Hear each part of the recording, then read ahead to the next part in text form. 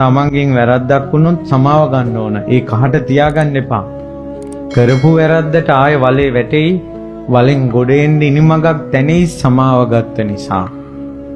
නිසා වරදට සමාව ගැනීම, වරද තේරුම් ගැනීම, දුන් දේ අතහැරලාම දීම, වංහුන් නොසෙවීම, ඕපදූප කේලම් කැලෑපත්තර මේ ජීවිතෙන් වාෂ්ප වෙන්න ඕන නිවන කරා යන්න.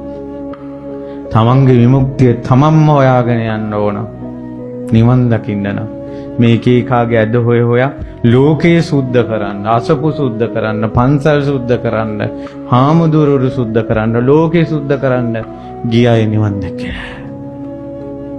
තමන්ගේ හිත කියන එකම තැන සුද්ධ කරපු අය අමා නිවනටපත් වුණා.